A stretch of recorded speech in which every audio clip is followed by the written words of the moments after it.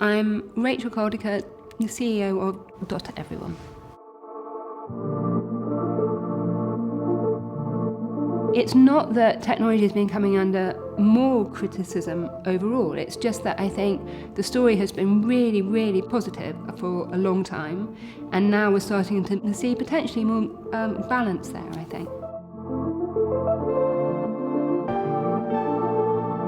So the trust that society has in the tech sector has partly been growing in the last 8 or 9 years.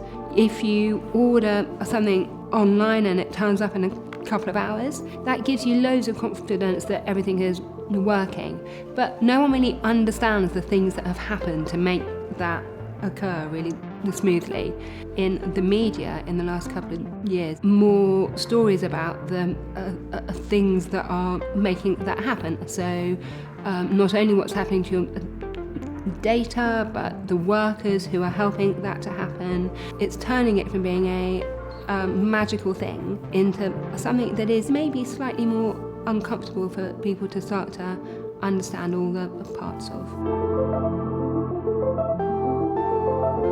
The most important thing is about keeping true to your purpose as a business, not trying to be an opportunist with your customers' data, and being really clear about the data that you need to collect.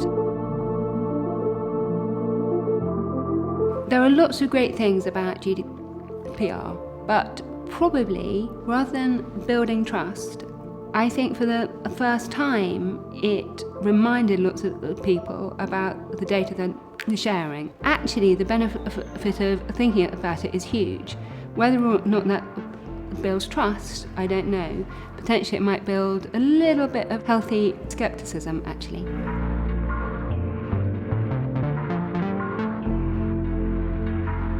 Customers are going to become more and more aware of the value and the use of their data. But one of the things that we've seen is that the pressures of everyday life mean that mostly people are trading things off, and so you're giving away data to make something else easier. I think the thing that will happen is maybe over time, as there are more breaches and scandals, people will start to be more wary. But in the interim, I think it's more likely to be a bit of a nuanced pick and mix where people are choosing to share it for certain things and not others.